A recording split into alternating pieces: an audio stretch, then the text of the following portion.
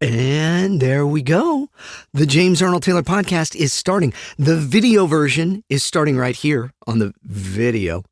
And the audio version will continue on after the video version leaves or ends. Oh, is it sad? It's sad. No, it's not sad. It's good. Thank you, all of you that are watching the video version right now. I do hope that you go and listen to the audio version of the rest of the podcast. That's how we do it here now, just to kind of show everybody that it's really me in my little padded room here. Look at that. There's the booth. I'm controlling all the Pro Tools and everything there. That's the window. That's my mic case. Everybody thinks it's a like a vending machine. There's old Obi-Wan Kenobi without his with his hat on his face. That's a Skywalker hat. Look at the diffusion on my ceiling. Isn't that great? Okay, I'm just giving you a little tour. If you are listening to this, you're like, I can't see it. Oh, I'm sorry. Hopefully that'll make you want to go and watch the video version. Now, the other thing is I'm curious. I'm noticing not a lot of people are watching the videos. Hank. Hey, Hank, the engineer. Hey, Hank. What? Yeah. I don't know why they don't watch the video. I go to a lot of work to put these videos together. I know. You go to a lot of work, but you know what I'm wondering is because they're in black and white. Yeah, a lot of people, they don't like the black and white, but I think it's kind of cool. You know what? We're agreeing, Hank. I think it's kind of cool too. But what if we did this for a second? Hang on, watch. Now we're in color. Everybody can see how cool it is in color here on the James Arnold Taylor podcast. And doing the video. So how are you, Hank? I'm good. I'm doing all right. You got a lot going on, and you're going to be going around. You got that the King of Kings movie came out. It did. It came out. It's very successful. We're very happy for everybody there, and we've been doing a lot of press for that. We've been traveling a lot, been doing a lot of things, but here we are. Back in the studio. We had to skip this last week because it just got so busy with so many things. You're a busy guy. That's what you do. You do it and you go, hey, I'm going to do voices. I'm doing a voice right there. What is that? I don't know. It was me doing a voice. Okay, not very good. Well, see? All right. See, I have to give you a bad time because people say, there was a comment in one of the last videos where somebody said, oh, you're so mean to Hank. And I thought, what? Hank is always mean to me. I'm not mean to Hank. I don't know what you're talking about. I'm sweet as apple pie, caramel. Okay, I don't know what caramel has to do with apple pie, but... and then they drizzle it. Ooh, that sounds good. It'd be good as if they put some onions on that, too. No, stop. Oh, don't do that. Hank always has an onion sandwich there. Okay. Welcome to the James Arnold Taylor podcast. Should we bring in Mr. Announcer Guy? Yeah, sure. Let's bring in Mr. Announcer Guy to do the show and get it all going. And then you say, hey, it's the James Arnold Taylor podcast. All right, well, let's let him do it then. Hey, Mr. Announcer Guy! Oh, yes, Mr. James, yes. Wait, whoa. Billy, you're not Mr. Announcer Guy. No, Mr. Announcer Guy is still parking his car. Oh, okay. So do you want to do the introduction?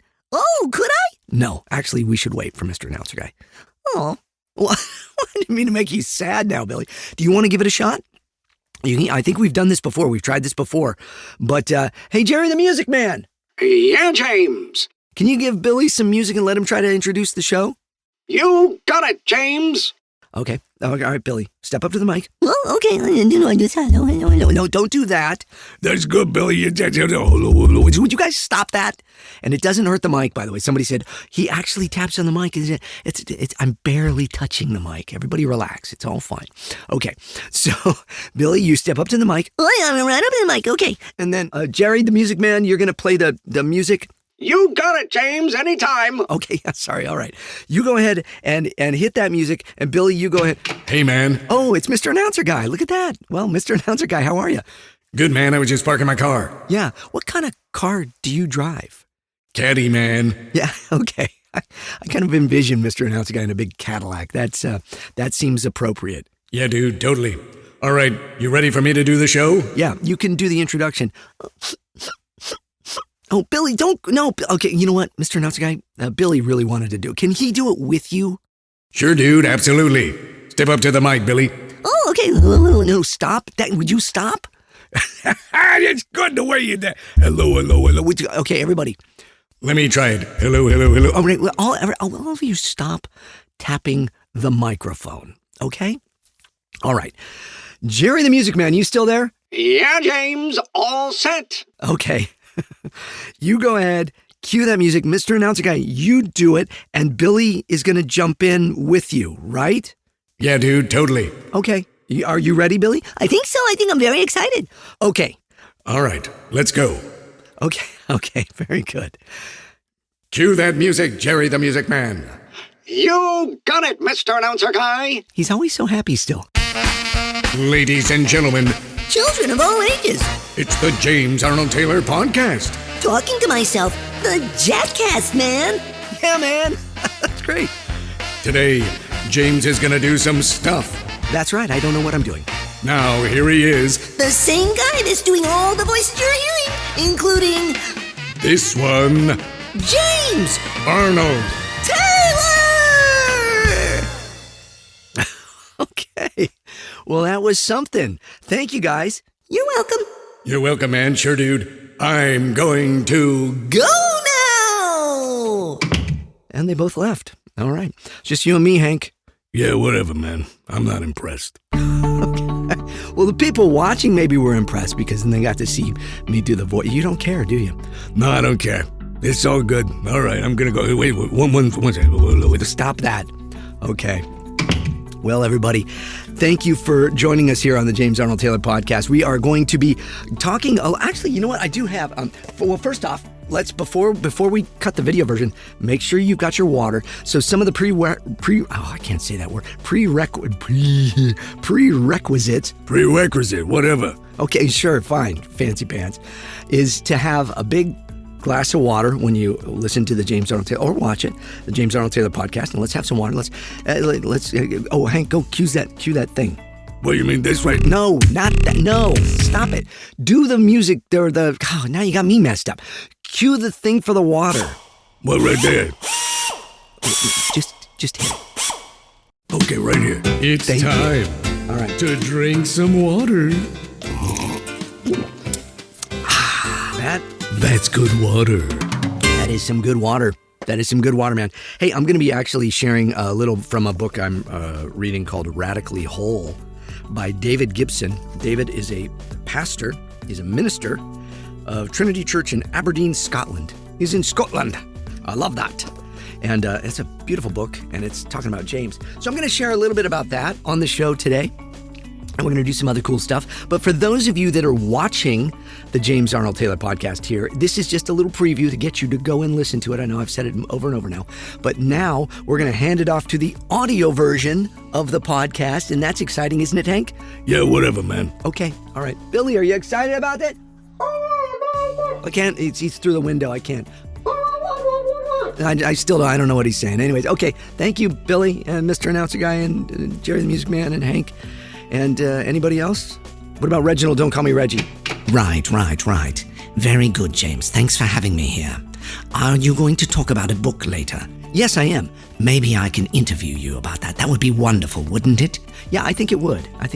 Thank you so much, Reginald. Don't call me Reggie. All right, everybody. We're going to go to the audio version of the James Arnold Taylor Podcast now. We'll see you later. Woo! Oh, now the camera's moving all over the place. Okay. All right. And then we switch. Thanks, everybody, for being here on the James Arnold Taylor Podcast. We did take a break last week. I could not get to an episode, and then my allergies were kind of giving me a bad time, so my voice was a little foggy. And then it was just like, trying to make time in the day. And I know that sounds, because this stuff matters to me. These podcasts matter to me. Getting time with all you matters to me, and so it really bums me out if I have to miss an episode. And I'm going to have to play catch up because we have a lot going on throughout the next few weeks. Oh my goodness, I'm getting tired thinking about it. We have company. So this week, while you're listening to this, we actually have some company that is visiting. Some of my dear friends, Carrie Tombasi, and I've spoke about Carrie many times on the show, and her husband, Tom Babas. So that's Tombasian is her professional name because that was before she was married. So Babas is their last name. And my good friends, their daughter, Chloe, and her husband, Kevin, are staying with us. They're visiting us right now. And that's really nice. So we have house guests. And then once they leave, Carrie Tombazian is coming to visit because she's going to a concert to see Tom Jones. Tom Jones, man, that guy is still going strong, so cool. And she's coming to see him in Nashville. And so she said, hey, can I stay with you? And we said, well, your daughter's going to be staying with us. And then she said, I know. And then once she leaves, then I'm going to come and stay. So we're going to have house guests for the next 2 weeks. And that's, that's always an adventure, isn't it? Having house guests. No, it's great. It's great having people.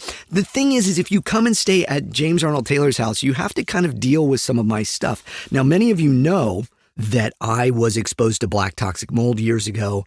And when I was exposed, it's kind of like when the Flash was hit by a bolt of lightning and maybe, Barry Allen was hit by a bolt of lightning and then became the Flash. And, now he's got these superpowers. For me, or, Green Lantern, Hal Jordan's given the ring and now he's got these superpowers, No, for me, I get exposed to black toxic, James Arnold Taylor, mild-mannered voice actor, suddenly exposed to black toxic mold. What will happen? Will he get super speed, flying, or the ability to walk through walls? No, I just got the ability to smell everything everywhere all the time. I have a super smeller. I have a super smeller now, and I smell, and I'm affected by chemicals and scents and smells, perfumes, colognes, deodorants, hairsprays, gels, any type of thing. And most people love the smell of lavender. I hate it. It drives me. I'm kind of allergic to it. I do not like the smell of lavender. It does not calm me down. It makes me crazy. So when you come to the James Arnold Taylor house to visit, we have everything set for you. Everything is it's very clean. If you know the Beatles, it's very clean. But the house is very clean. In fact, my wife is cleaning the house right now because I'm recording this on Friday, April 11th. It's coming out, of course, on Wednesday. Sorry, I'm getting my calendar. The 16th. You're listening to this on the 16th, maybe. Or maybe you're listening to it after the 16th. I don't know. But so our guests will already have been here. But right now, Allison is cleaning and dusting and stuff, and then I'm going to go and help her, and then we're both going to clean and such. And heaven forbid our daughter, Lydia, help clean. No. Lydia is out. She's out today with her friends on a hike, which is very nice because she only gets 2 days off a week because she works extremely hard. She just got, let me brag on my daughter for a minute, and I'll get back to, my super nose. My daughter, Lydia, got Employee of the Month where she works. And that's really pretty exciting. And there's all these perks. You get a really good parking spot. And then she got she works at a resort. And so she got a day spot, a spa. She got, extra time off. She all these cool things when you get Employee of the Month. Really great. I'm very proud of her. Allison is very proud of her. We're all very proud of her. And she's super sweet and cute and lovely and wonderful. And we love her. I need to have her back on the show, I think, sometime. I think all of you would like that. Get a little update because I think the last time Lydia was on the show, she did not have this job yet. And so now we should talk to her about it all and see, how she's doing in life. She's 20 years old now. She's turned 20. My goodness, where does the time go? People say that.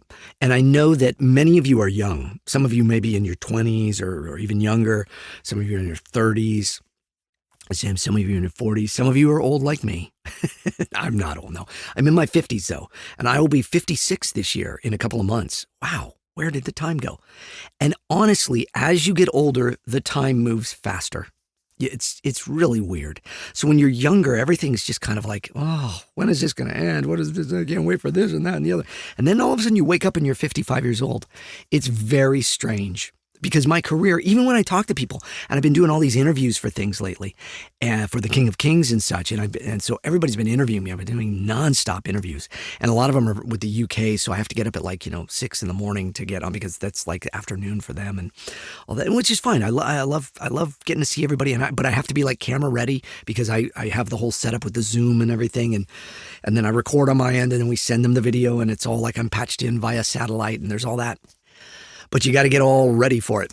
But yeah, man, it's a lot. It's a lot. Anyways, I don't know where I was going with that. So, I'm very proud of my daughter. I'm going to try to get her back on the show, and that'll be fun. We'll have another time with Lydia Rose Taylor.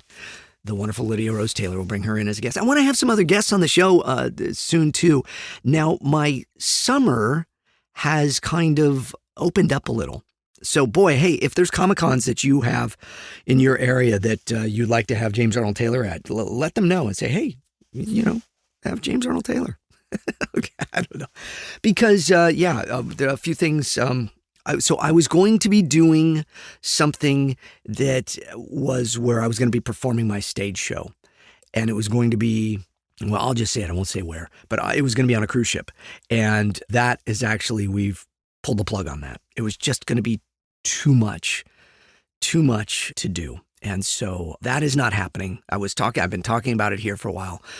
And it was like literally we were going to have to fly to one place, board, then perform for 4 days, then be flown out of country, back home, stay home for a day and a half, get back on a plane, fly back, get on the boat again, do no more four more days of performing, doing my show and stuff, then fly out in another country as well, because we dock in another country and then have to fly back. And we would have to do this over and over, over the course of the whole summer. Along with doing Comic-Cons, along with doing my regular work schedule and workload, along with doing podcasts and videos and all of that.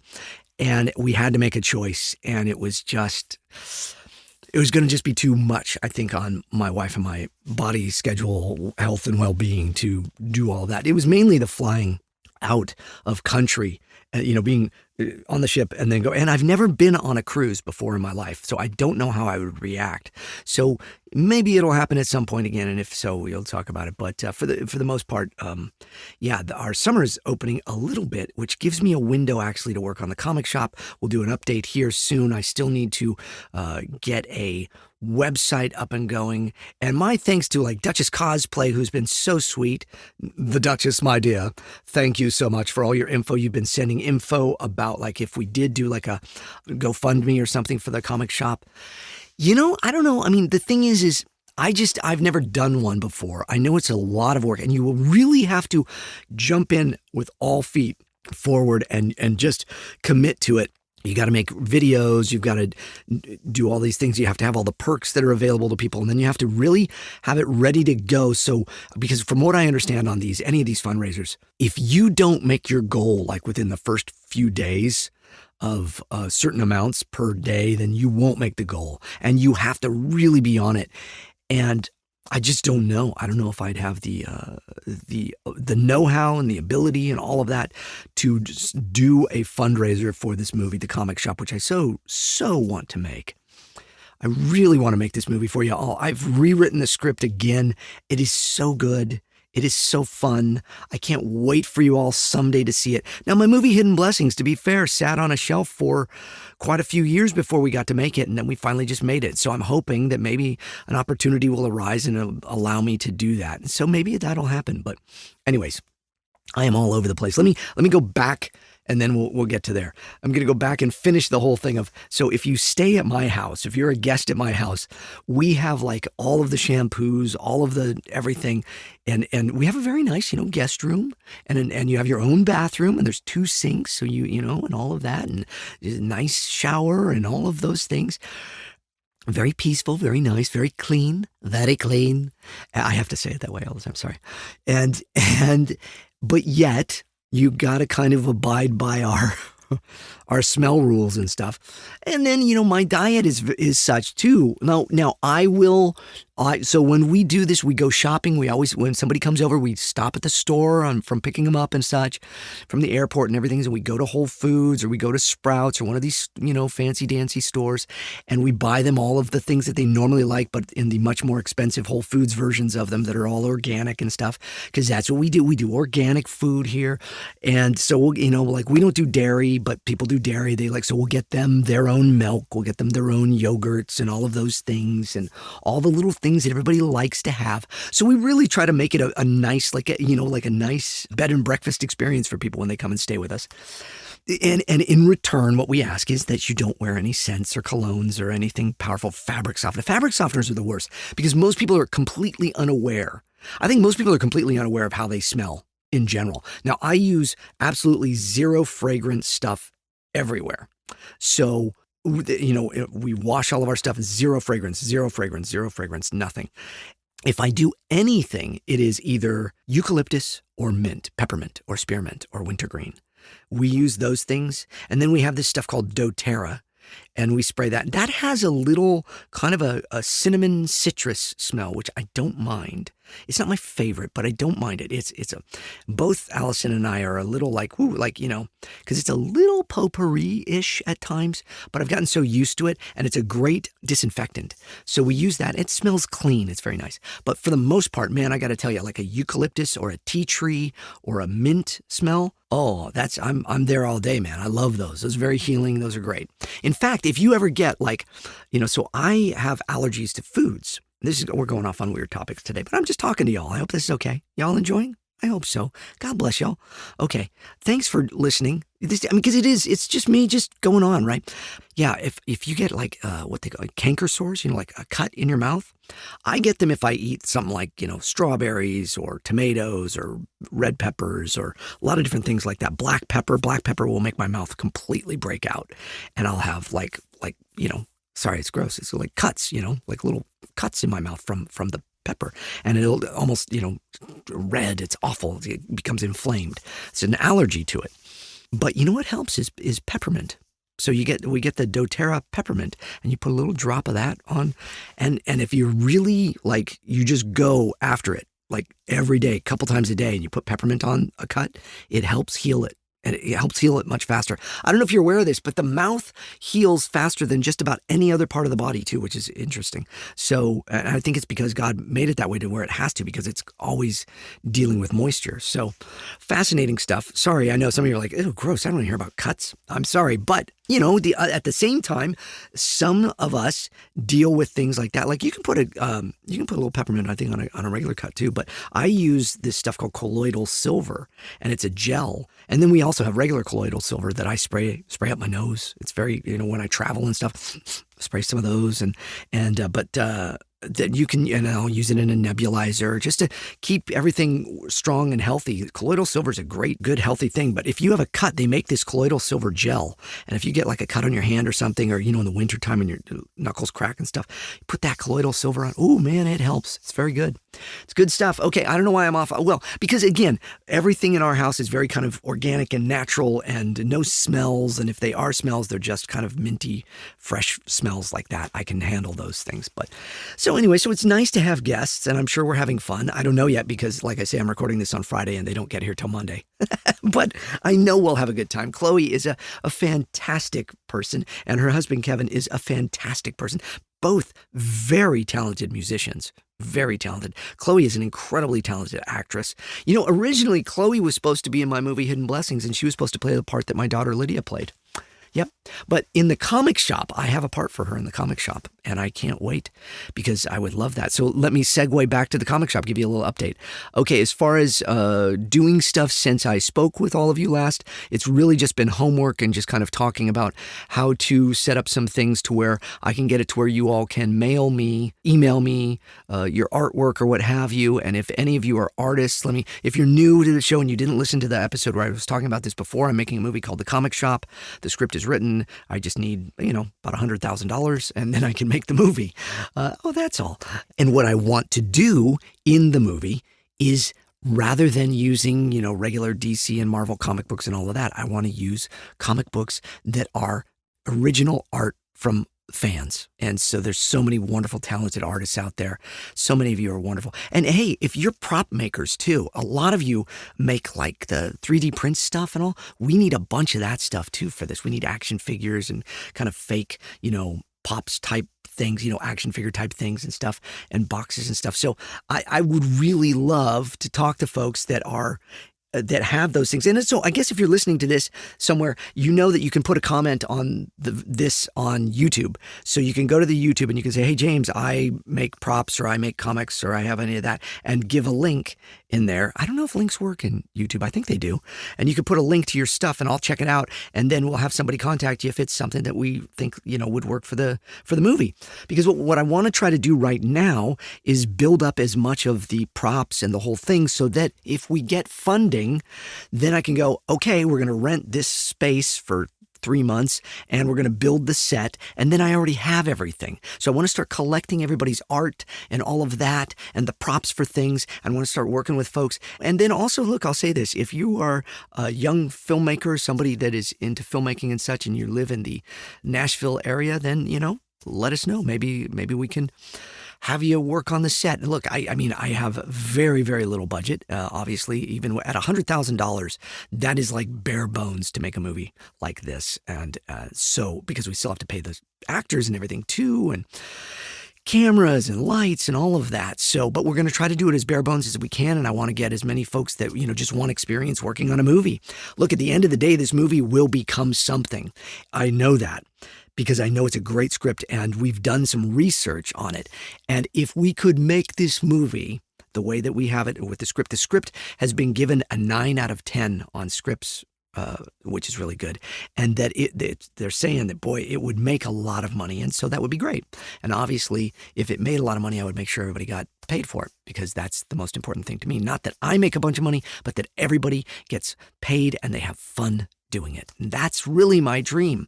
In my perfect world, I'd make a movie a year with a small group of people that I use over and over, and we'd tell really good, important, fun stories that are, when I say important, I mean important because entertainment is important to our psyche and to our lives and to our mental health.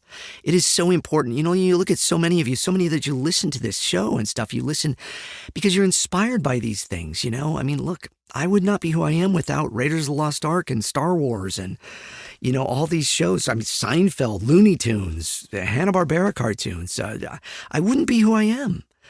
And those things, I learned my humor from Bugs Bunny. I mean, there's for Abbott and Costello and the Three Stooges and Laurel and Hardy and all that stuff. I learned a lot of comedy. Bob Hope, it was so funny watching all those old movies, and music and dance from Gene Kelly and Fred Astaire and all that.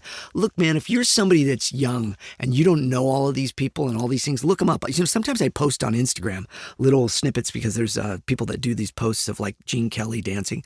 Gene Kelly was one of the most amazing dancers on the planet ever.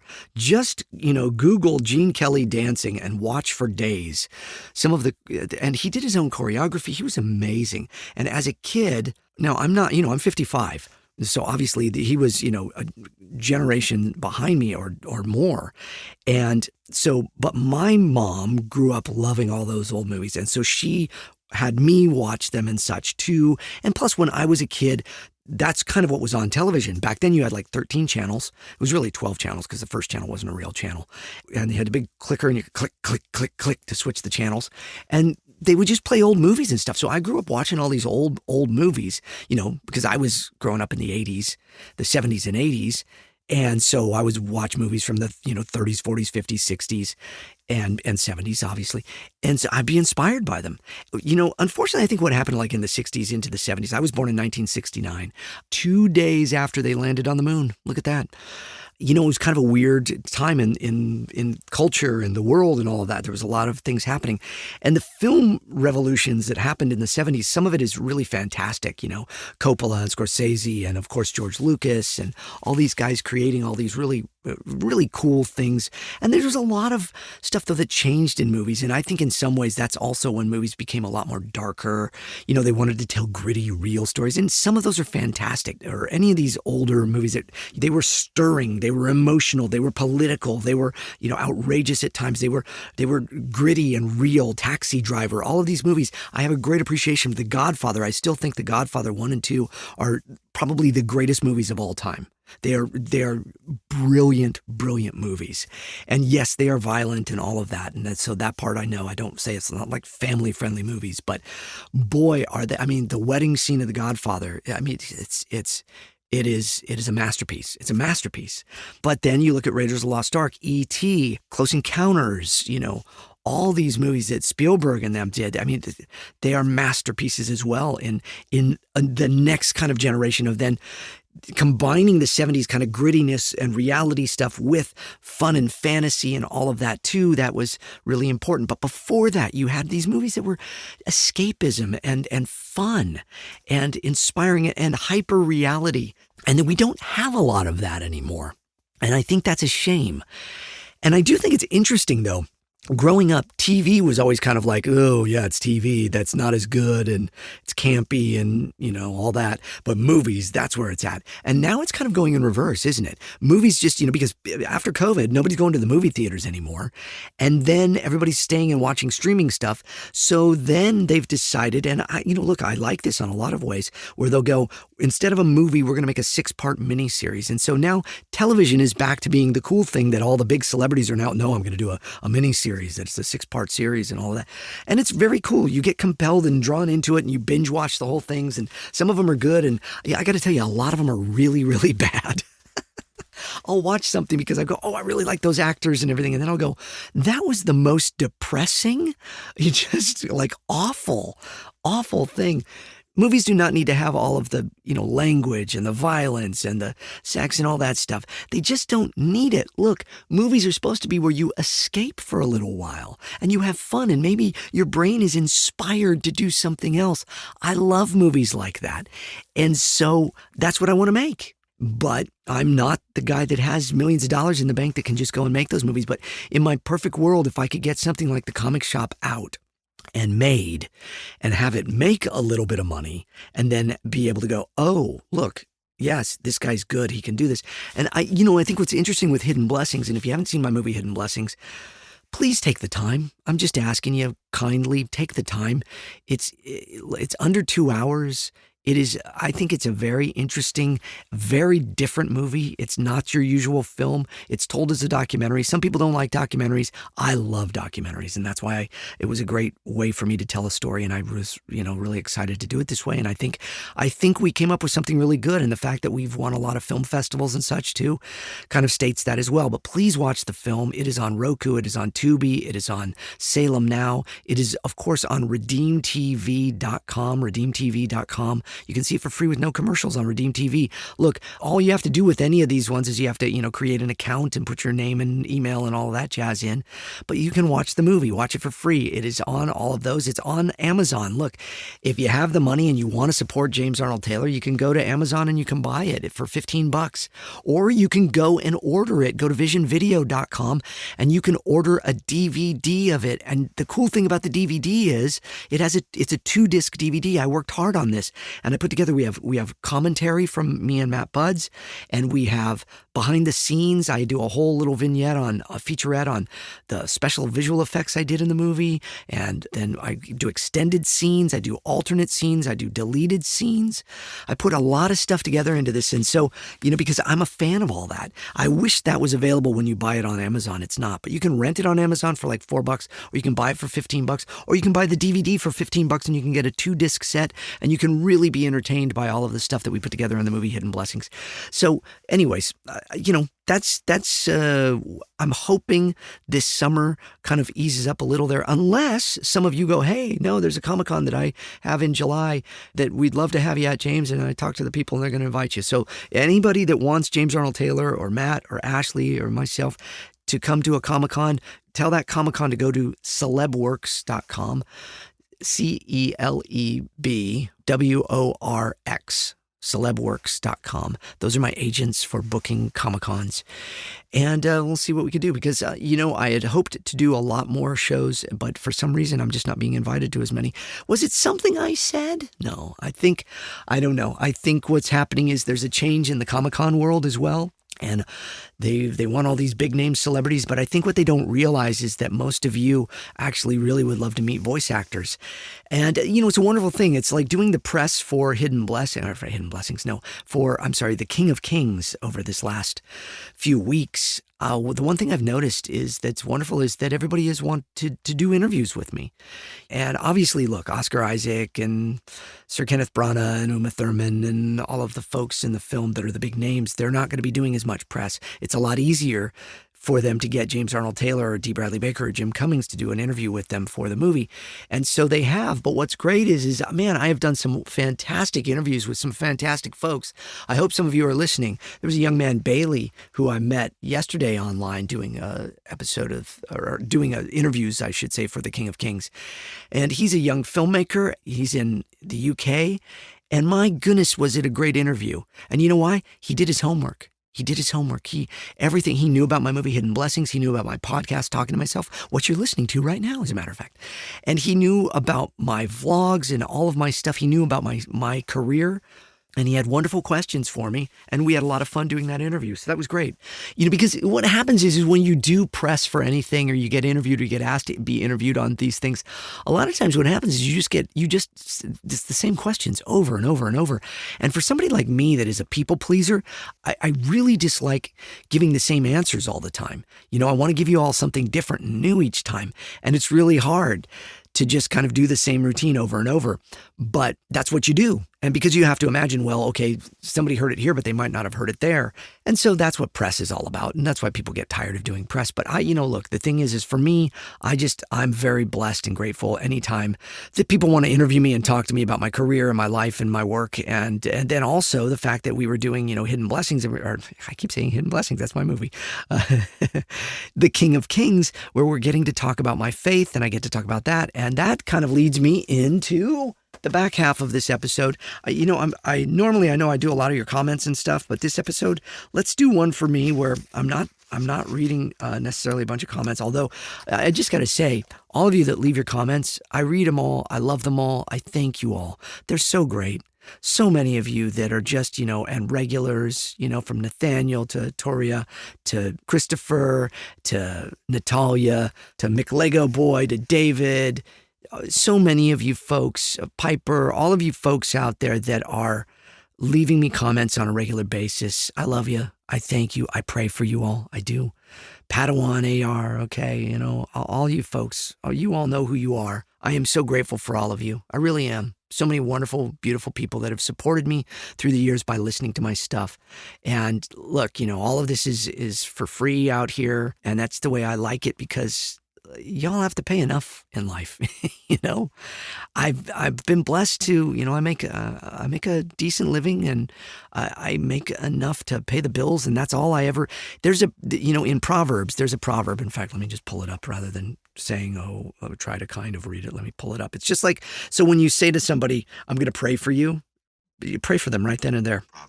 It's on. I've got it set to the vocal thing there. Faith, by the way, Faith, if you're listening, hope you are well. Ashley from Fangirling Over Jesus, if you're listening, blessings to you as well. You all know who you are. But Faith, I remember Faith and I ran into each other at a coffee shop, and she's, a fan and a friend, and very talented artist. I've talked about her before here. And she saw me at the coffee shop, and, we're standing in the middle of a coffee shop. And she says, is there anything you need prayer for? And I say, well, we're just busy. We're doing these things. And she says, okay, well, you said when you say I'm going to pray for somebody, just pray for them right there and then. So can I pray for you right now? And it was just the coolest thing. And where I live now, it's kind of neat because you can just do that. So we stood in the center of an extremely busy coffee shop, stood up while everybody's sitting down. And it was Faith and her friend, and then my wife, Allison, and the four of us stood there with hands on our shoulders and heads bowed, and we prayed, and Faith prayed for me, and it was a beautiful thing. And, prayer changes things in life, okay? No matter what you believe, everybody, and I know a lot of people have different belief systems and all of that. God bless you. Thanks for hanging with me here. As I say a lot here on the channel, I know a lot of you go, look, you don't need to apologize or anything. I'm not apologizing. What I am saying is I appreciate the fact that some people don't believe the way I believe, and yet you still like listening, and you still like kind of hanging out with me here. And in that, I just appreciate it. Because of course I want everybody to believe the way I believe. Of course, why wouldn't I? You want everybody to believe the way you believe. Why wouldn't you, right? But so in Proverbs 30, one of my favorite things, Proverbs 30, verse 7 and forward says, 2 things I ask of you, Lord, do not refuse me before I die. Keep falsehood and lies far from me. Give me neither poverty nor riches. Give me only my daily bread. Otherwise, I may have too much and disown you and say, who is the Lord? Or I may become poor and steal and so dishonor the name of my God. So years ago when I was reading the Proverbs, that struck me. And I thought, because it's very easy to want to pray for riches and wealth and stuff. And I got to be honest, look, if I'm being honest, I do at times pray, oh Lord, please, because again, like I think about this movie, The Comic Shop, right? If I had several $1 million in the bank, I would take $1 million of it and I'd invest it in the movie and make it, that. I don't want to say I don't have respect for money, but I don't have a lot of money. I don't want to hold money up. as anything, certainly not as an idol. Because, the Bible says you can't serve two masters, money or God. Pick. And so I choose to serve God. However, the Lord has been very gracious to me and helps me pay my bills and stuff. But years ago when I read that struck me and I thought, Lord, I'm, much to my own chagrin at times, I'm going to pray this prayer and mean it. 2 things I ask of you, Lord, do not refuse me before I die. Keep falsehood and lies far from me. In other words, I do not want to be somebody that lies. I do not want to be anyone that is around lies or any of that. But also give me neither poverty nor riches, okay? But give me only my daily bread.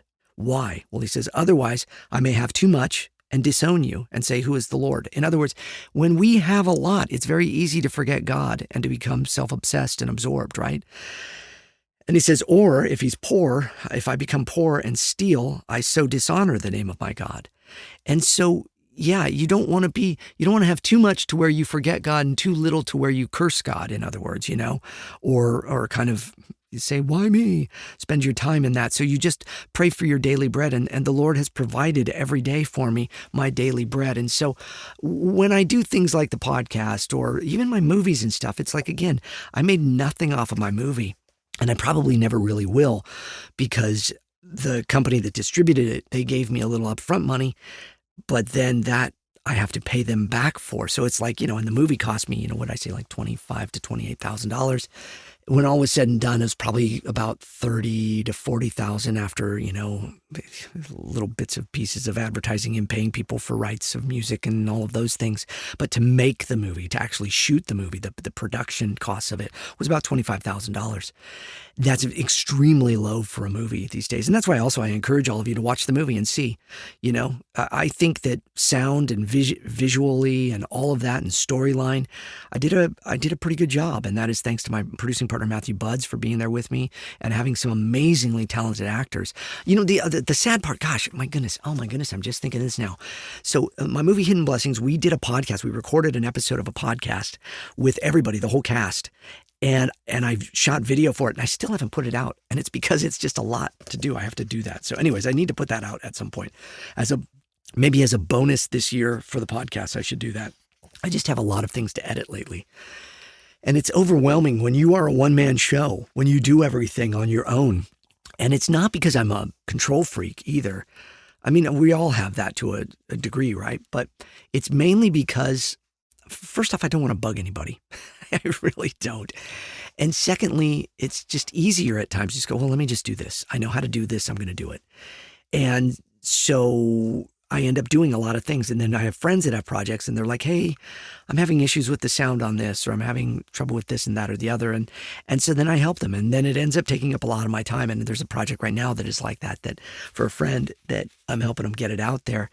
And I kind of bit off more than I can chew. And then, so the trick is you then don't want to get bitter. I mean, it's just like that proverb, right? You don't want to be bitter and start being like, oh man. So you got to have time for yourself. You got to be able to sit back and relax at times, breathe in, but also have time for your own projects and stuff. I'm a painter. And I have not painted since making the movie Hidden Blessings, which has been well over a year. I have not stepped into my art studio and painted anything, and it breaks my heart. I go to bed at night dreaming about painting and paintings and ideas I have for paintings. And the tough part is right now, I don't have space in the house really for my art studio. The main kind of upper room of my recording studio here where I'm at right now was going to be my art studio. I've probably mentioned that before, but I ended up turning it into a space to shoot the vlogs and to have it be kind of a place that holds all of my memorabilia and stuff. And we do meetings there and writing meetings and stuff. And it's worked out better that way. But originally that was going to be my art studio, and it's a big space. So my art studio got moved over to one of our bedrooms, which is like a 12 by 12 box. And it's just not, and the ventilation isn't great, because it's just a regular bedroom and there's no sink in there and there's not, so I can't wash brushes or anything. And so it's just kind of a small little bedroom, and there's I have so many canvases everywhere and so much stuff everywhere that it's not workable. So my perfect world, in my perfect world, okay, look, you take the time to listen to me here. I give this stuff up. A lot of you ask, how can I pray for you? These are the things I'm just going to give you my perfect world scenarios. Like, what would I do? This is what I'll share with you, right? I would have And I've had spaces that are outside of my house. I've had in the past, in fact, you've seen them on my vlogs. Go to my YouTube and you can see all the videos of me building out different studios that I've had. And now that we've moved, I have not been able to find a place like that. And my recording studio here and all of this is all really good. But in my perfect world, I would have a separate space that is like a warehouse, a big warehouse where I could shoot movies and I could paint. I could teach classes on voiceover and build an academy and have like an area there that has like a booth, in the theater seats. So all of you could come and learn. And I could have the James Arnold Taylor Voiceover Academy. That in the back half of the building is where I paint, and the other portion over there is where we shoot movies and we teach people how to use cameras and gear and microphones and teach them voiceover and all of that. And it's kind of like a trade school, right? Because it's a trade. Here's the thing I'm going to say to all of you. Don't let the trades of filmmaking fall to the hand of AI, okay? From voiceover to camera and illustration and animation. The tools are amazing. I get it. I have friends that are dealing with some things and they'll use a little AI here and there and stuff. I have not. I just haven't. And it's because, man, I didn't realize I was going to get so emotional about this. Humanity is a beautiful thing. And if you pull humanity out of humanity, it's not a beautiful thing. To see art that some of you, like you bring art to my tables when I'm at the Comic-Cons and you all paint something. This is something I drew, whether it be a really simple sketch from a young person or a beautiful painting or even a computer animated one. Because, look, I'm not saying, because so many of you use like your iPads to draw and stuff. I'm not talking about that. That is still made with your hands. You finesse it in there. I get it. And it kind of smooths lines out, or it helps with coloring or any of that. I get that. But that's not what I'm talking about. I'm talking about people just going, give me a picture of a castle, and then all of a sudden the AI, give me a voice that sounds like a mix of James Arnold Taylor and Yuri Lowenthal, and then you get a voice. I don't, that stuff, here's the thing that I don't understand about AI is I don't understand why we need it. I know that so many people, and this is going off on a tangent that is the wrong tangent, but I would just say that's where I stand with it. I see the benefit of people using things to enhance things. Look, I watched a video the other night from a guy that I subscribe to on his channel. He's a voiceover guy. Kind of funny. He's a British voiceover guy. And it's almost like the British James Arnold Taylor, because he's got his studio all set and he does this, but he seems to know a bit more about some technology and stuff than me, but I really like him. And he did one on Adobe's AI generated cleanup of voiceover. So like if you have really bad voiceover or recording and you put it through this, it cleans it up, and it uses AI technology. Now in that, do I have a problem with that? I guess not, because it's still the person's voice and it is using that technology to clean up like bad, noisy, overmodulated or whatever, poorly EQ'd dialogue. I think that's great. Okay. Those are the types of things that I appreciate. And I go, yeah, that's really useful. Especially if you're making a movie or whatever and you have bad sound. I mean, I wish they had that even when I made Hidden Blessings. There was a particular scene in the movie where I had, so if some of you have seen the movie, I'll give you a little behind the scenes thing. I think we might have talked about it in the commentary, but so there's a very, a big scene near the end of the movie where one of my character's sons, played by Drew H. Wells, fantastic young actor. He plays the older son, Matthew. He has this big scene, and in it, because the movie is shot as a documentary, there's always cameras rolling, obviously, to get stuff. And he's throughout the whole movie, his character has kind of been like, I don't really want to be interviewed. I don't really know. I'm not comfortable with all this. And at this point, he's kind of so fed up. He's like, roll your cameras. I got something to say. Now, when we shot it the way we shot everything. And it was on a closed set here in my studio. It was beautifully done. We had all the stuff, lighting, everything. We got it just right. Even though it was supposed to kind of look like it was on the fly, and we kind of crafted the scene that way. And then we shot some other scenes later in the day, and I was using my Zoom recorder to record the dialogue. And we usually have a couple microphones rolling and such. And then all the cameras have shotgun mics on them that are recording as well as a backup. And I had 5 cameras rolling. What happened though, we had a boom mic, recording him. And because of the nature of the scene, I didn't put a lapel mic. Usually I'll do a lapel and a boom. And I didn't do the lapel mic, although it would have been recorded at the same recorder. Anyways, the Zoom recorder messed up when I turned it off and we had to change locations and shot in another part of the house, rebooted it. And for some reason, it's never done this before. It went back to the beginning and recorded over all the audio we had recorded that day. So I lost all of the audio from the clean microphones, the shotgun mics and all of that. It was devastating. Okay, because it was also an incredibly emotional scene for Drew, and we shot it over and over again. And it's like the thought of having to go back in and reshoot this was like, no way, I'm not doing that. So I had audio from the cameras. Now, the problem with the audio from the cameras is they were a good, 4-5 feet from him. So they were not in a placement that would really get his voice the way, like up close and intimate like this, as opposed to more so back here. So I'm like 4 feet away from the mic right now, right? So it had more room in it. You could hear the room. Now, so what did I do as a filmmaker? I thought, okay, I can use this to my advantage. We're shooting a movie as a documentary. So what we did is we went back in, and if you watch the movie, you'll hear the scene starts with a black screen and just audio, and him going like, how do you turn this on? Okay, clip, when you hear like a blip, like the camera turns on, like in the middle of a conversation. And then Kylie, who plays Lydia, is going, look, I'm not set for sound. I don't have the mics and all that. And he's like, fine, just roll. I don't care, roll. So we did that after the fact to excuse the fact that the microphones were going to be a different sounding mic than the rest of the entire movie. Because I cleaned up the audio as much as I could. I'm pretty good at that stuff, and I have some cool tools that I use and some good technology. And so I took a lot of the echo out of the mics, and I cleaned them up and EQ'd them a little bit more to make them sound a little more present. But there was no denying that the microphone in that scene sounded different than the rest of the sound throughout the entire movie. And for me, who is a sound guy, who it is an actual pet peeve of mine, you got to have good sound in a movie. I needed a way to justify it. So we recorded that extra little dialogue of her saying, I don't have my usual microphones plugged in. And he goes, I don't care, just roll. That then justified having this more kind of open, echoey kind of sound in the scene.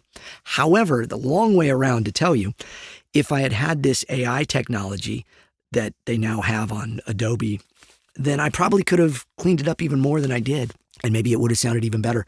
I don't know. So, in those ways, look, yeah, those parts of AI and stuff, great. I get it. But do we need robots doing everything? No, we need people learning how to do jobs. If you're a young person, learn a trade. Even if you're like, look, I want to be a computer programmer. That's great. Learn some woodworking too, okay? Sewing is so crucial. Look, as a kid, we had shop class when I was a kid, and we had home ec. It was called home economics. So when I was a kid in junior high school, which is grades 7th and 8th for me, a lot of people do middle school and it's like 6th, 7th, and 8th. But where I was in California, we had 7th and 8th, and I went to junior high before going to high school and after grade school. And in those 2 years, 7th and 8th grade, I learned trades. I learned woodworking. I learned metal. I learned electrical. I learned sewing, cooking, all those things. Now, and I'll tell you what, as somebody that is 5'4" and always the shortest kid in my class, I can't buy clothes off the rack. So as a kid, and especially because we did not have a lot of money growing up, it was, my mom raising 3 kids on a single income, for a woman in the 70s and 80s, is not a lot of money. And we lived in a 1-bedroom apartment most of the time. And she did tremendously well for all of us with what little she had. And bless her for it. And so we did not have a lot. And so buying clothes and all those things, it's like when you got something, you got to make it work. And so I learned to sew, and I would sew my clothes. I would hem my pants and, all that. And I also really liked wearing suits and stuff. And I'd make my own ties. I'd sew up my jackets so they fit me better. And it was the 80s. Everything was clean and tight fits and all of that, skinny ties and skinny pants and all of that stuff. And so I learned to sew. So I'm just telling y'all, and I wasn't great at woodwork. I wasn't great at metal shop or any of that, but I learned it and I liked it. Drafting, we did drafting. And then when I got into high school, I did pottery, building, mugs and bowls and all that stuff. Learn a trade, okay? Because I'm praying that this world gets to a point where we go back to more of that. Look at just go to Etsy. How many of you kind of live on Etsy and look at the things and all the beautiful, wonderful things that some of you wonderfully talented young people are making? That's the stuff that we need taking over. We do not need robots taking over and all this technology. I think it's good for some things. Maybe it's good for some manufacturing. I don't know. If it's a dangerous job for people and such. But, obviously like back in the day when it was like miners and coal mining and all that, and that stuff's still going on too. So, maybe machinery and robotics and stuff can help in those types of areas. But in the way of trades or in the way of filmmaking or artistry in any way, we do not need robots. We do not need AI controlling that. Like, I don't know if you all notice. So in the comments in YouTube, I really dislike this, that they do this. And for what it's worth, YouTube, I think you should consider taking this off because I just don't think it's right. It's just like learning a trade. In the comments, when you all comment, I have the option, obviously to heart the things, which I do. And that's kind of my way of saying, look, I read your post and I like it. Thank you. Okay. So if you get a heart from one of the comments that, from me, that's James reading your comment and going, thank you. I like that. And then there's the place to reply. So if I click reply on YouTube now, it comes up with all these AI generated responses. And I'm sure some of you use those. And I would say, stop. Don't do that.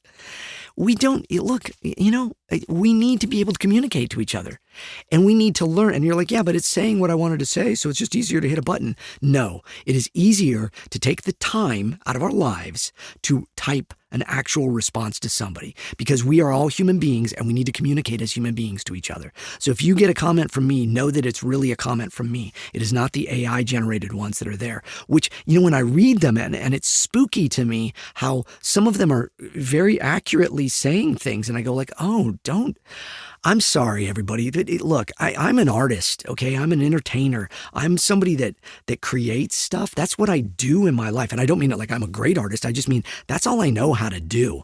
And so when you start bringing in like computers to take over my job, I kind of get a little resentful, Plus, I just don't think it's right. So that's my whole soapbox on AI stuff and everybody. And please look, it's even like with the texting and stuff. I still type the text with my thumbs, and do it. And it's annoying because I'm finding it's really hard. I don't know if you've noticed, it's like trying to type on these now. It's getting harder and harder. And then you go to type a word, even if maybe it's a word that isn't, or a name that isn't recognizable, and then it changes it, and then you have to go, no, and you type it again, and it changes it again, and you're like, no. And then by the third time it stops changing it. So annoying. Or sometimes you misspell a word and you hope the thing is going to correct it, and it doesn't. Yet it'll correct the word that you meant to do. It's so frustrating. It's just all these machines, all this stuff. Can it be used for good? Absolutely it can. But I think we all need to ask ourselves why. Why are we using it in certain areas? Is it really needed in those areas?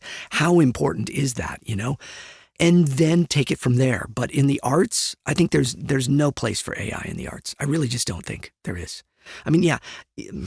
Cleaning up audio, cleaning up video, those things like that, absolutely. I see the benefit of it. At times of like, okay, or look, I think it's very cool that you can take old photos and kind of clean them up and, fix the blur or clean up the grain or the dirt or whatever. And in some ways, I think it's wonderful. And in other ways I go, yeah, but it's not great, right? We used a little bit, so I guess, yeah, I stand corrected. I did use a little bit of that in some ways in the movie Hidden Blessings. I don't know if this really counts. What I had to do is I had old movies that were like shot, 4:3, standard definition, or even 1080, and I had to up-res them to 4K. So I don't know if that's really AI generated, but anyways, it's up-resing it. It's maintaining the quality, and it's up-resing the quality and stuff. Things like that, I get it. Look, that has to kind of go along with the newer technologies of things.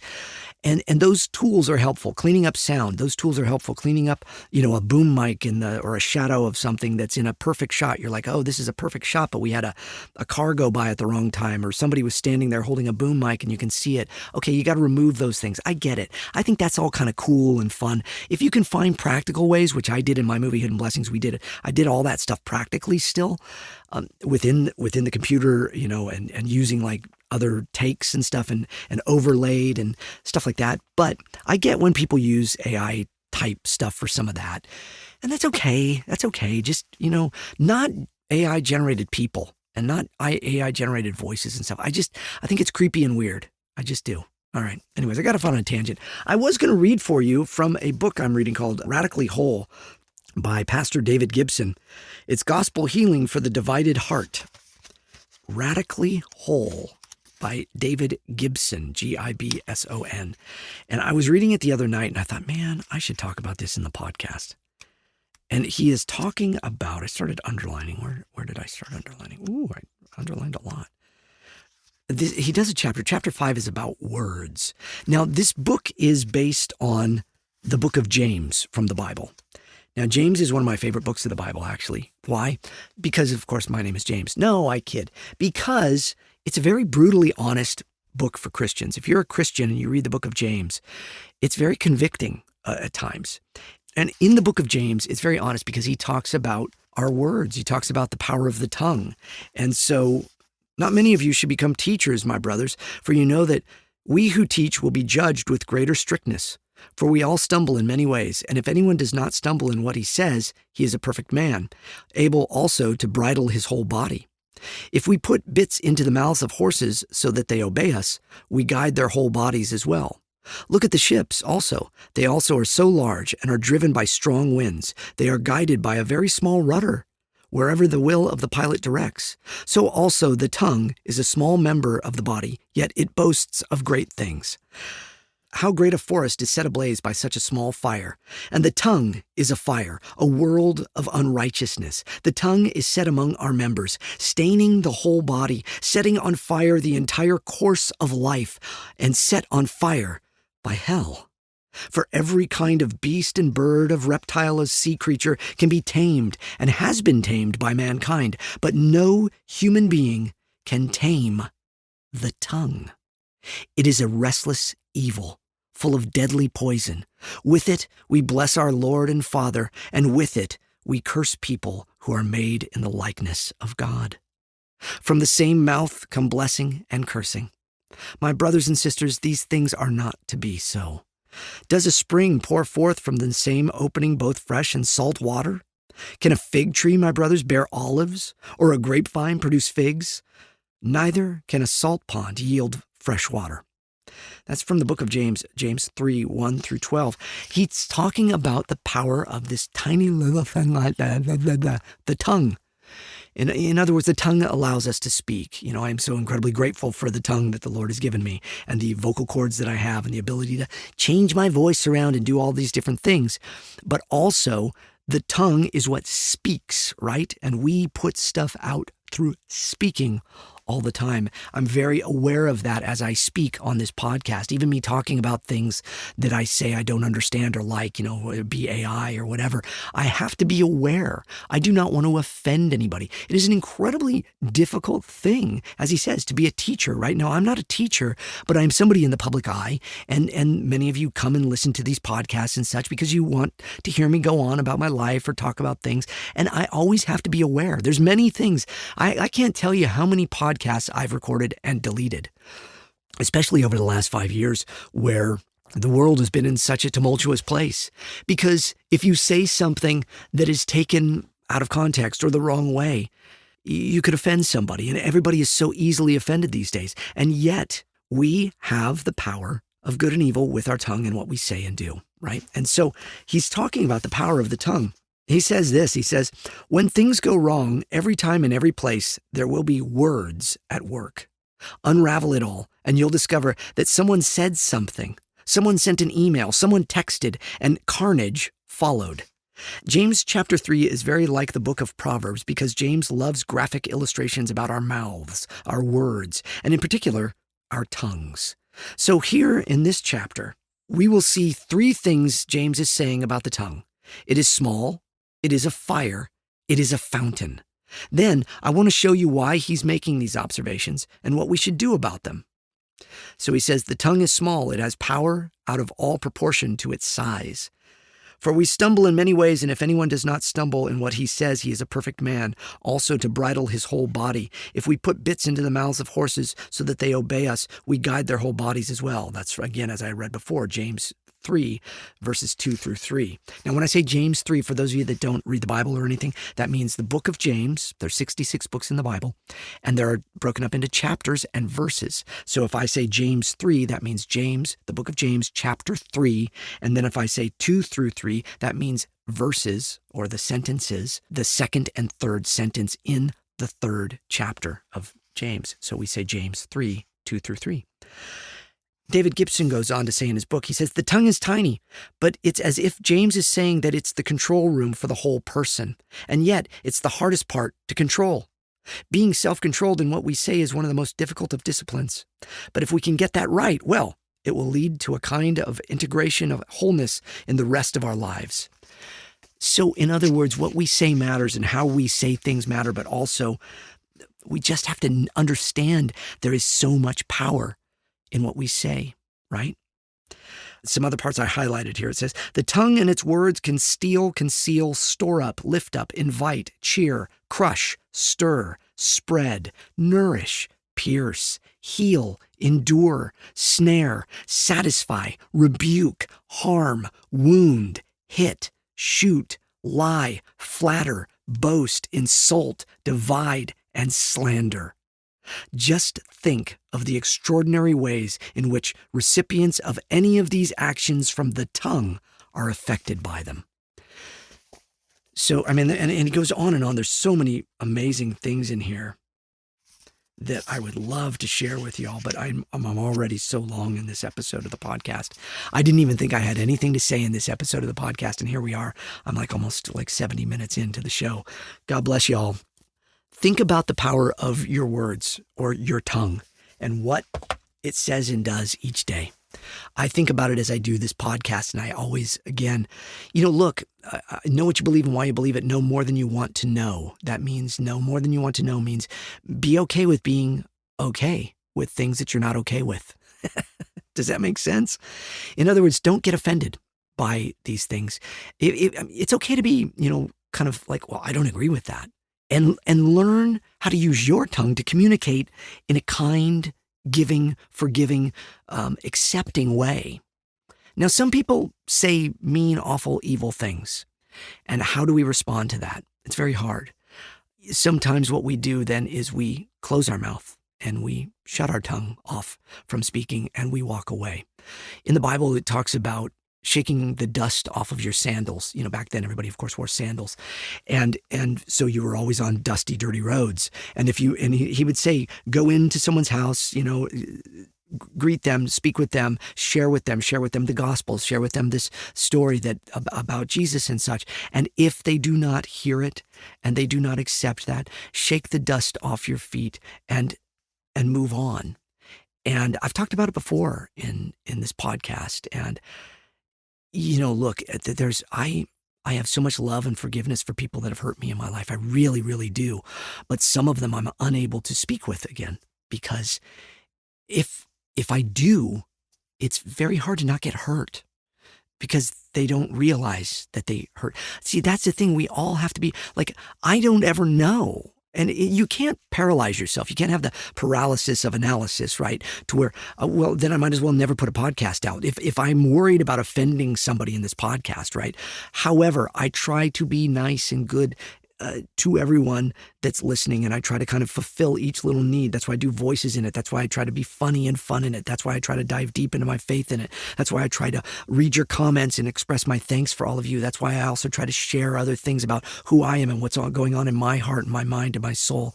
And so we've covered a lot here today, and probably, as I say, also a lot of nothing at the same time, because it's just me babbling on for 70 some odd minutes. And what amazes me by all of you is that you like listening. God bless you. Yes, in many ways, as I was talking about, if a dream, my dream of dreams would have that space and all of that, but that would cost a lot of money, and it's money I don't have. And, so yeah, it's very hard to not have my tongue go, oh Lord, please let me win the lottery, because it's hard to not sit there and dream about it, isn't it? oh, if I had this much money, what would I do? The truth be told, I'd give it pretty much all away. I really would. I would use some of it to make some movies and things that I want to make and invest it in a way to where it can recirculate itself to where I can always then make movies off of that and just keep going in that. I would have some that goes to tithing to different ministries in a way that where it lives off of its own investments and interests and stuff. But I would give most of it away. I would help people that are in need. And I would make sure that I have my daily bread, because that's really what I desire to have, is to make sure that my family is okay. Obviously, I would have some for my family. Another scripture is you want to leave an inheritance for your children's children. Now, the interesting thing about that particular scripture is it doesn't necessarily mean financially. It means your beliefs, your heart, your soul for the Lord, in its deeper context. Of course, the surface context would be, yes, you do want to be responsible. Don't leave them with debt. Don't leave them with, your bills and such, and give them some maybe in return to have a little bit more. And obviously you want to do that. But really it's leave them with a heart for the Lord and to love the Lord. And so the last thing I would say in this, as I say all the time, is to love the Lord your God with all your heart, mind, and soul, to do justly, to love mercy, to walk humbly with your God. If you do not believe in God, know that I'm praying for you that one day you might find him, and he is the Lord and Savior Jesus Christ, and that's who he is. I love him. I love him with all my heart, and he is the reason I have breath in my lungs, and he's the reason I'm alive. I wasn't supposed to be here. I'm not supposed to be here. I was not a planned person, and I am incredibly grateful that I am here and that the Lord has blessed me with the ability to share with you all. And look, I am not a perfect human being. I have made so many mistakes in my life. I have hurt so many people in my life. I have done stupid things in my life, and yet the Lord chooses to forgive me and love me. That is a God that I know. That is Jesus Christ. And yes, you can know him. Whatever you've done in your life, know that there is a God that wants to redeem you, forgive you, heal you, and allow you new life. Okay? Look, I know we're not supposed to talk about religion and politics. God is real. He loves you. How do I know?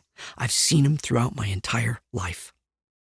He's not always there when I need him. Look, I got to tell you, today I've been in a bit of a funk. I've not been the happiest today. Yesterday I had a very hard day emotionally and such. And I've been dealing with some, low-grade migraines and things, and just stress of everything, and making choices and doing all these things, and trying to, hope that there's work and, enough to feed the family and to do all those things. I say that so you all understand. Yes, even though I'm, here in my fancy little studio and stuff, I'm human like you. I make mistakes like you, but I am redeemed by the God in heaven, who is Jesus Christ, the great I am, Emmanuel, who came to earth to save our souls, bore all of the sin that we and our ancestors and everyone else has done. He bore it on the cross, and God the Father pushed him away, denied his only son for that time, so that he could bear the weight of our sin. So if you are somebody that feels like you're messing up and you're not getting it right, I just need to tell you, I am talking to you right now. You are able to be redeemed and forgiven if you just give your life to him. And that doesn't mean changing your life and having no fun and all of that. It means saying, Lord, I can't do this. This burden is too strong. I give up, and confess your sins to him. Okay? That can be one-on-one personal with him. Here's who I am. Here's what I've done. Here's how I am. There's wonderful music and songs and things. There's a band, 10th Avenue North, that I just love. They're no longer a band. They broke up around COVID time. In fact, we were going to see them. We had tickets to go see them in concert in our hometown of Santa Barbara. Then COVID hit and they had to cancel that show, so we never got to see them. However, they're all from here where I live now. And in fact, I passed the street, 10th Avenue North, which is, I'm guessing, where they had a studio and stuff. But there's a song that they have called Oh My Dear. I want you all to look it up. I'm sure, you got Spotify or you got Apple Music or whatever. The band is 10th Avenue North, and the song is called Oh My Dear. And if you want to know what forgiveness and all of that kind of looks like, listen to this song. I'm just going to read you some of the lyrics. Obviously, I can't play the song because, rights and all of that. But it's him telling, it's Mike Doheny, who is the lead singer. Gosh, he's got an amazing voice. I love his voice. Mike lives out here. I've never met him. We have mutual friends. I'd love to meet him someday and thank him for I follow him on Instagram. And he's a bold guy. He's a bold guy in his walk and such. And he kind of takes on a lot of people's stuff sometimes, but I really like him. So the lyrics to this, I'll read you some of these. It says, I called you up, you were in bed, could barely make out the words that you said, but you wanted to see me instead, so I got dressed. So I stepped out into the snow and walked for a mile or so, felt the rush of blood come from the cold within my chest. Well, you finally came to the door, and we talked for an hour or more until I asked if you would stay up until 4, and you said that's fine. But you said, there's something I have to say, and I can't just because I'm so afraid. And so I held you as you started to shake that night. Some of us hold on to sin in our lives, or mistakes we've made, or things we've said or done to other people. And it's the burden is so strong that we can't say it. And this song is about somebody who has a confession to make to somebody else. And then the chorus is, oh, my dear, I'll wait for you. Grace tonight will pull us through until the tears have left your eyes, until the fear can sleep at night, until the demons that you're scared of disappear inside, until the scales begin. I'm getting emotional, sorry. Until the scales begin to crack and this weight falls off your back. Oh, my dear, I'll keep you in my arms tonight. Wow. It's so powerful. And what I want you all to know listening to this is that is the redemption and the forgiveness that the God that James Arnold Taylor knows and has accepted has for you. It doesn't matter who you are or what you've done. He loves you, and all he wants is for you to say, here I am, warts and all. I'm sorry. And he will hold you. You're not going to feel, some amazing thing necessarily. I'm not one of those Christians that had one of those, moments. And then the hand of God came and touched him and such. I'm sorry, I'm crying. I didn't have those moments. I just, I gave my life to Christ when I was 22 years old. Because my whole life was very tumultuous. But I felt like God was always there. Jesus was always there guiding me and protecting me and my family. I think each one of us. I think he protected my mom when she went through a lot of very, very, very difficult things in her life. And my brother and sister have gone through some very, very difficult things in their lives. And all of us as a family did. And yet I know that Jesus has held us through it. And I want that for all of you. I want you all to know. Yeah, until the tears have left your eyes, until the fear can sleep at night, until the demons that you're scared of disappear inside, until the scales begin to crack and this weight falls off your back. Oh, my dear, I'll keep you in my arms tonight. I'll keep you in my arms tonight. Look that song up, would you? It's called Oh, My Dear by 10th Avenue North. Know that there's a God in heaven that loves you. I'm saying it again. Thanks for hearing me. Thanks for letting me shed some tears with you. I cry for all of you that are hurting or that deal with mental or physical illness. I know there's a lot of you that do. There's so many of you that deal with physical things. And I, as somebody that is fit as a fiddle at 55 and can stand on 2 feet and use all my fingers and toes in a way, I don't ever want to take that for granted, and I don't ever want to flaunt that. I realize how incredibly fortunate I am, and how I just pray for so many of you that maybe don't have all of your faculties like that. And I just would say, I'm sorry. And I pray blessings, and I pray healing, and I pray love and hope on you there. And there's so many of you that are dealing with depression or anxiety or those, kind of mental anguishes, handicaps. I've dealt with those myself. And I just say, I am so sorry, and I am praying that the Lord would lift you up and his Holy Spirit would give you happiness and guidance and peace in your hearts. Bless us all, everyone. Okay, again, I'm doing this. I haven't done this in a while, and for those of you that are just really turned off by my Christianity, I hang in with me for a moment, because I'm just going to say a prayer, because I just feel like some of you need it right now.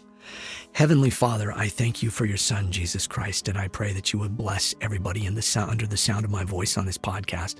Yeah, I'm just a guy that does cartoon voices. I have no right to be sitting here espousing anything other than the voice of, characters I do. And yet, you saved my life, and so I pray and stand in proxy for each and every person listening to this and pray that they would know you and that you would help them and that you would help them through whatever difficulties they're going through right now. It breaks my heart to think that anybody would be having a hard time or hurting or mentally being anguished or physically dealing with that, or having family members that are sick or dying or have died, and they are struggling and agonizing over the pain and the weight of the grief of that. And I pray that you would be there with them. Some of these things we cannot just cure, but I do know that you can be with us in them. So be with your children that are aching and crying out to you. And those that don't know you that are aching and crying out, may they come to know you. That's my prayer. Jesus, I love you. And I thank you for the ability to do this podcast. And I pray that you would do good things and multiply good things through it now and forever. In Jesus' name I pray. Amen. God bless you all. Thanks for listening with me here on the podcast. No legal mumbo jumbo this time. You know the drill. It's a great honor to get to talk to you all. Bless you, and we will talk to you next time here on the James Arnold Taylor Podcast. Goodbye.